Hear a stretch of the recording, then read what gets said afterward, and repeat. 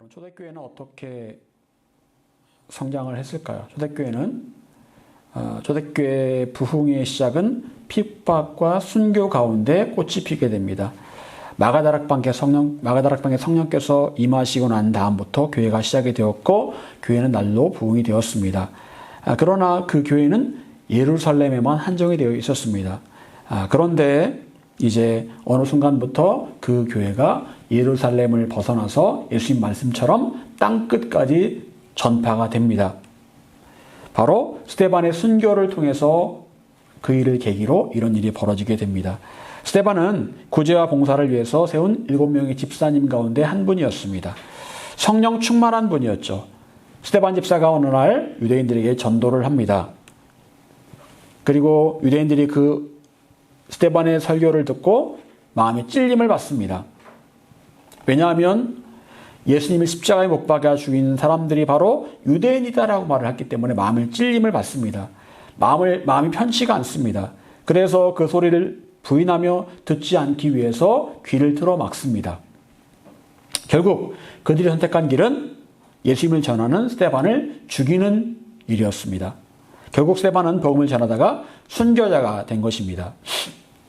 스데반은 죽기를 두려워하지 않았습니다.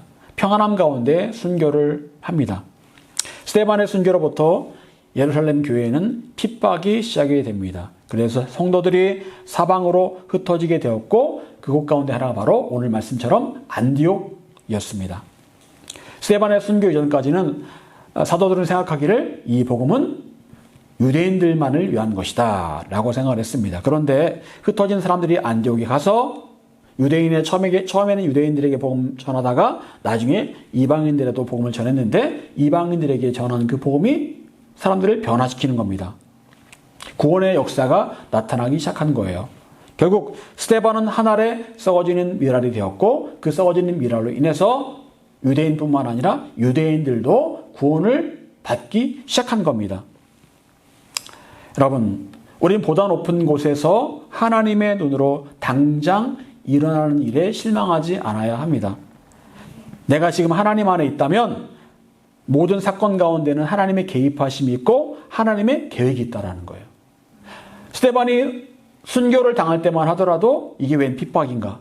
왜 이런 고난이 왔는가? 라고 생각했을 텐데 결국 그 일로 인해서 복음이 땅끝까지 증거되는 계기가 되었고 이것은 하나님의 철저한 계획하심이었다라는 겁니다.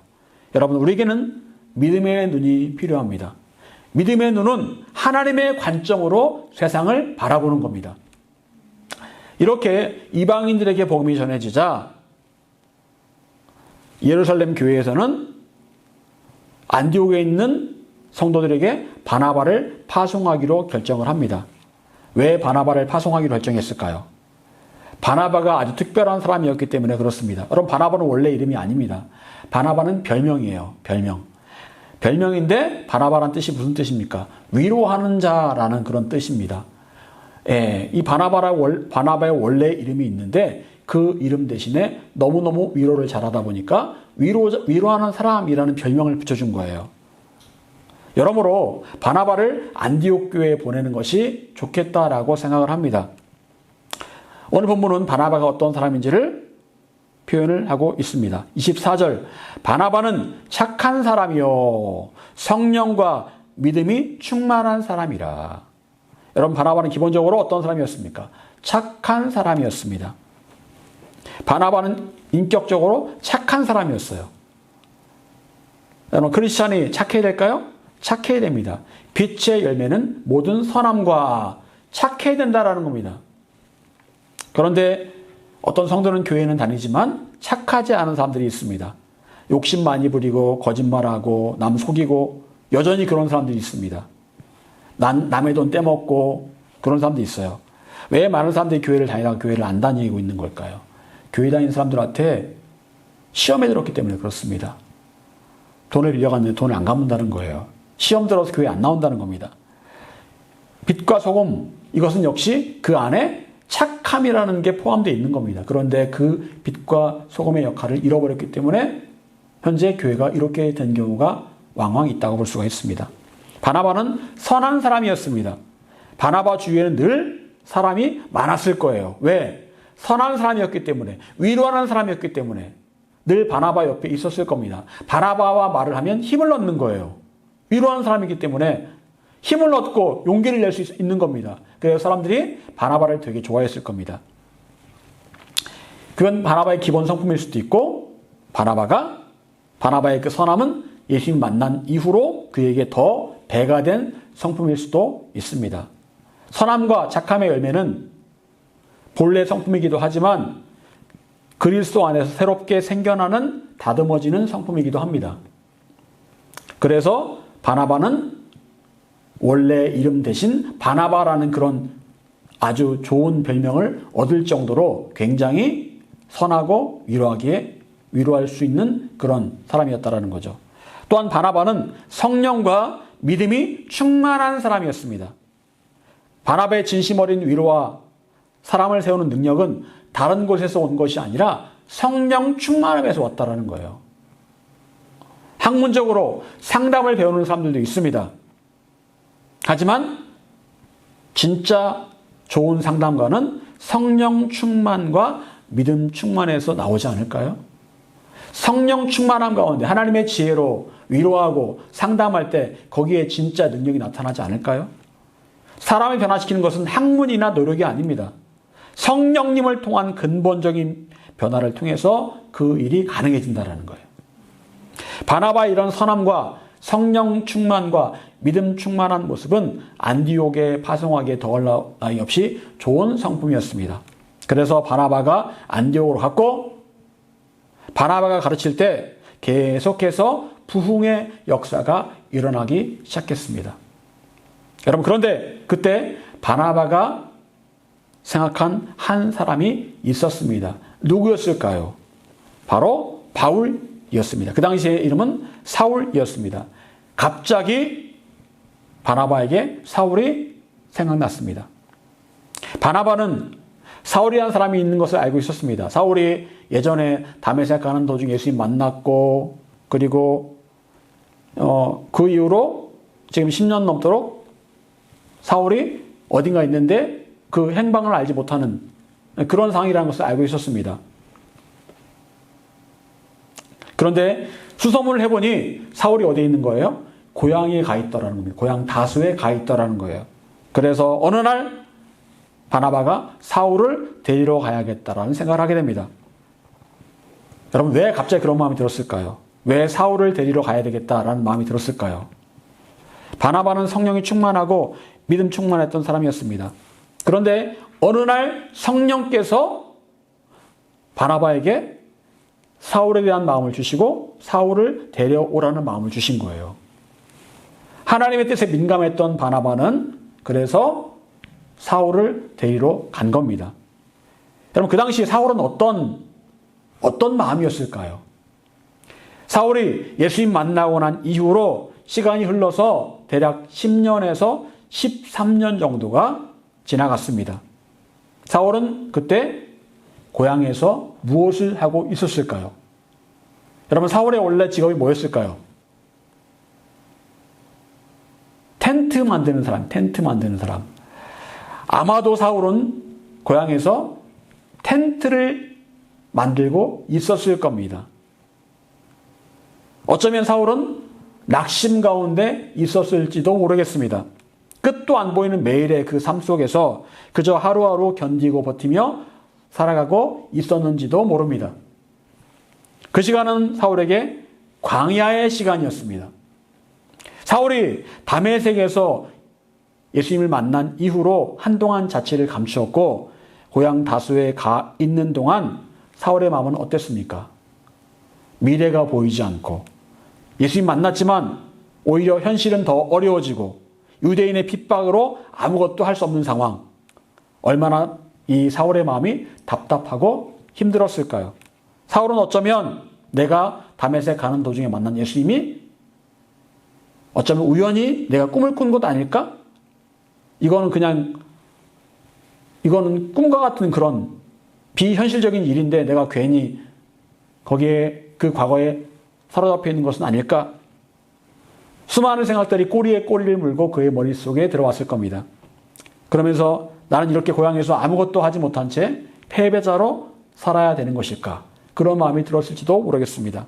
그런데 어느 날 갑자기 바나바가 자신을 찾아옵니다. 그리고 바나바는 사울에게 안디옥으로 가자라고 말합니다.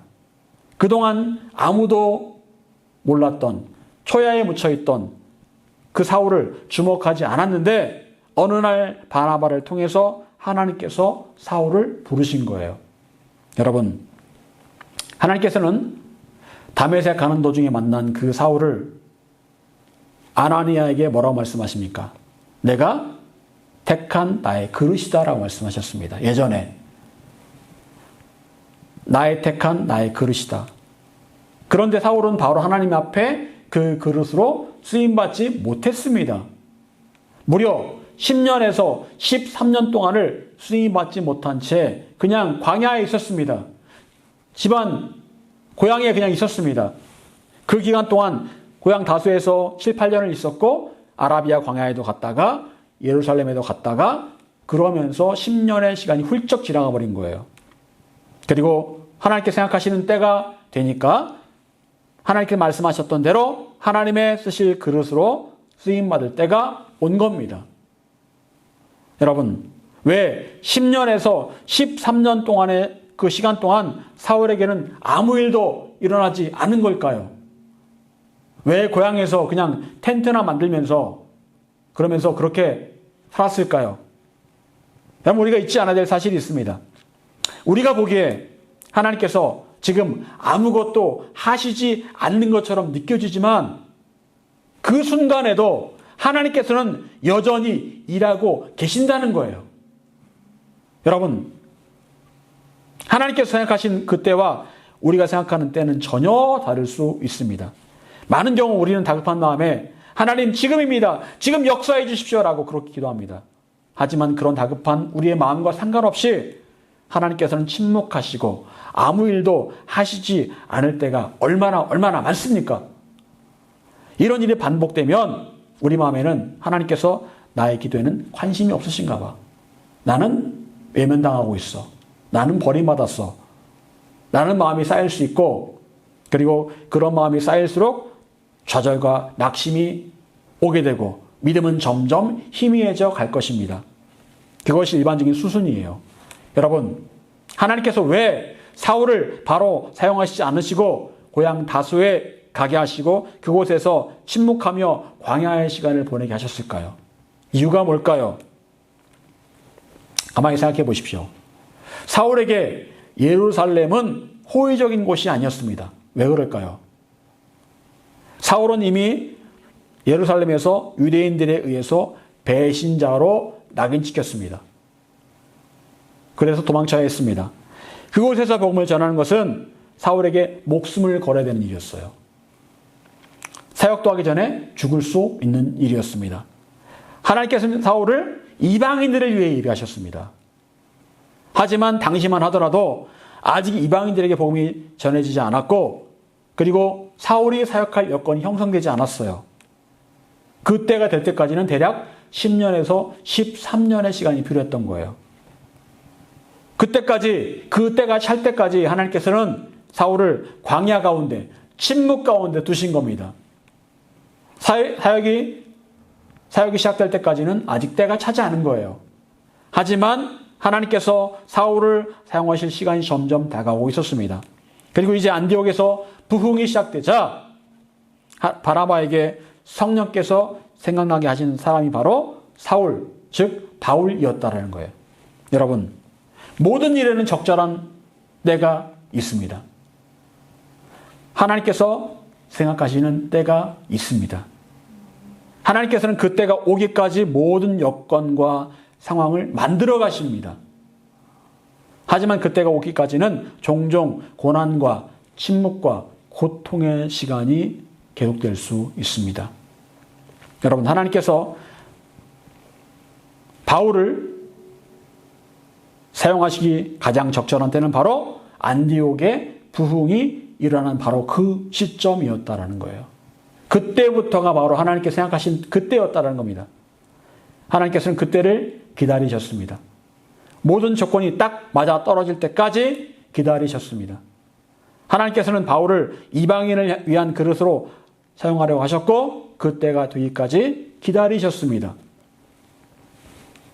그런데 우리는 하나님 예비하신 그 때를 잘 못 기다립니다. 사람들이 참 그렇습니다. 조급합니다. 초조합니다. 그래서 못 기다리다가 일을 망칠 때가 종종 있습니다. 대표적으로 아브라함이 그랬습니다. 아브라함이 아들을 낳을 것이라는 그 약속을 언제 받았을까요? 75세에 받았습니다. 그리고 나서 아브라함이 기다려야 되는데 기다리지 못하고 중간에 사라가 자기의 종 하갈을 주면서 아들을 낳아라 라고 말합니다. 그래서 마지못해 아브라함이 하갈을 첩으로 취해서 아들을 낳는데 그때가 바로 86세였습니다. 75세에 약속을 받고 86세에 이스마엘을 낳은 거예요. 10년을 기다렸는데 하나님께서 응답하시지 않으니까 다른 방법을 취한 겁니다. 여러분, 만약 이런 상황에서 아브라함의 믿음이 흔들리지 않았다면 끝까지 사라의 요구를 거절했을 겁니다. 하갈을 첩으로 취하라는 그 요구를 거절했을 거예요.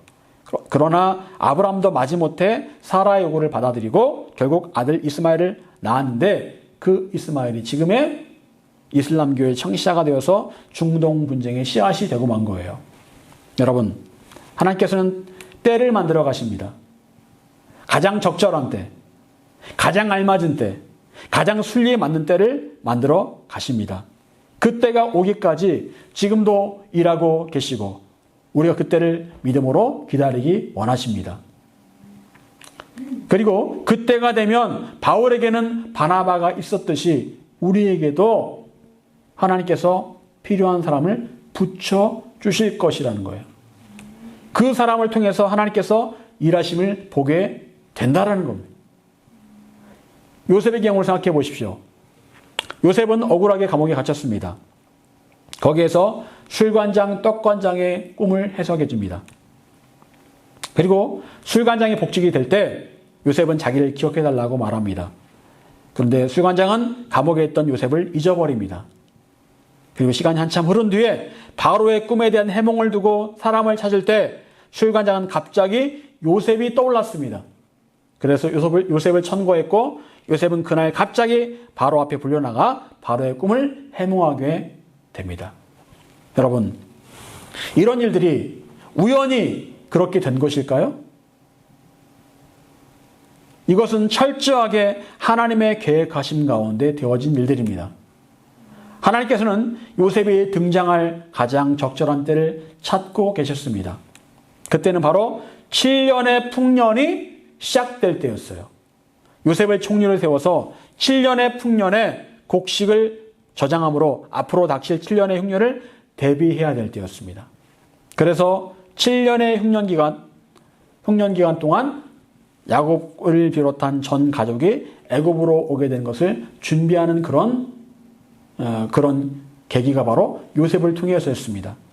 그래서 하나님께서는 우선 요셉을 그때가 오기 전까지 안전한 감옥에 두신 거예요. 우리 생각할 때는 감옥은 불행한 곳이고 저주받은 곳이라고 생각하겠지만 하나님께서 보실 때는 그 당시 요셉에게는 가장 안전한 곳이 바로 감옥이었습니다. 바로의 궁전에는 온갖 정적들과 암투가 벌어지고 있었고 당장 요셉이 궁전에 들어간들 어찌할 수 없는 상황이었습니다. 또 아직 아버지 야곱과 형제들이 애굽에 와야 될 만큼 가뭄의 상황도 아니었습니다. 그래서 하나님께서 일단 요셉을 감옥에 두셨고 겉으로는 감옥이지만 요셉에게는 하나님께서 준비하신 피난처였다라는 거예요. 요셉은 피난처요. 요새였던 감옥에서 하나님과 함께 있었고 때가 되자 하나님께서 가장 적절한 시점에 요셉을 감옥에서 꺼내어 애굽의 총리로 세워주신 거예요. 여러분, 그 과정에서 요셉이 인간적으로 했던 일은 아무것도 없습니다. 꿈을 해몽하는 능력을 얻기 위해서 지혜를 구한 것도 아니고 술관장에게 자신이 생각나도록 뭔가를 한 것도 아닙니다. 그 모든 일들은 하나님께서 계획하시고 하나님께서 생각하시는 가장 적절한 때에 이루어진 일들이에요. 여러분, 그렇다면 우리는 어떻게 하나님의 때를 기다리고 있어야 할까요?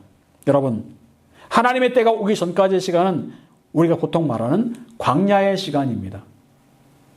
광야에서 궁전으로 들어가기까지 다윗은 어떤 인생을 살았을까요? 광야의 시간은 다윗이 왕으로 준비되는 소중한 그런 시간이었습니다. 그 기간 동안 다윗은 더욱 하나님과 친밀해졌고 철저히 낮아졌고 겸손해졌습니다. 하나님 없이 아무것도 할 수 없는 자신의 모습을 더욱 절실하게 깨닫는 그런 소중한 시간이었습니다. 한마디로 광야의 시간은 다윗에게 비움의 시간이었습니다. 여러분, 하나님께서 우리에게 기다리는 시간을 주시는 이유는 뭘까요? 그 시간 동안 우리에게 비움을 원하시기 때문에 그런 거예요. 무엇이 비워져야 됩니까? 내 안에 온갖 죄성들, 교만함들, 그런 것들이 있다면 하나님께서 일하실 수가 없기 때문에 그래요. 그런 것들이 비워지지 않고는 하나님의 능력이 지워지지 않기 때문에 그렇습니다. 광야의 시간은 비워지는 시간이에요. 여러분, 하나님께서 예비하신 기다림은 나를 비우는 시간입니다. 철저하게 낮아지고 나를 비우면 준비가 다 된 거예요. 사랑하는 여러분, 하나님께서는 정확한 시간표대로 일하십니다. 그리고 그 시간표에 사용하시기 위해서 우리를 광야로 보내셔서 비우시고 훈련시키십니다. 쓰임받기 위해 우리는 그 시간이 꼭 필요합니다. 우린 인간적인 조급함을 버리고 철저하게 나를 낮추고 비우면서 하나님의 가장 적절한 때를 기다릴 줄 알아야 합니다. 준비가 되었다면 하나님께서 예비하신 때는 어느 날 갑자기 우리에게 다가오게 될 것입니다. 바울이 어느 날 안디옥으로 부름받은 것처럼 그렇게 쓰임받게 될 것입니다. 바라기는 저와 여러분 모두가 잘 준비되어서 하나님의 시간표에 온전하게 쓰임받으시기를 간절히 축원합니다. 기도하겠습니다.